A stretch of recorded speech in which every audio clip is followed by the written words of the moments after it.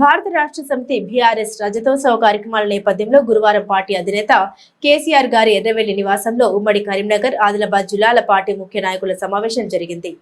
ఈ నెల 27న వరంగల్లో జరగనున్న బహిరంగ సభ, పార్టీ రజతోత్సవ కార్యక్రమాల నిర్వహణ అంశంపై ఈ సమావేశంలో చర్చించారు. పలు అంశాలపై బీఆర్ఎస్ అధినేత కేసీఆర్ గారు రెండు జిల్లాల ముఖ్య నాయకులకు దిశానిర్దేశనం చేశారు.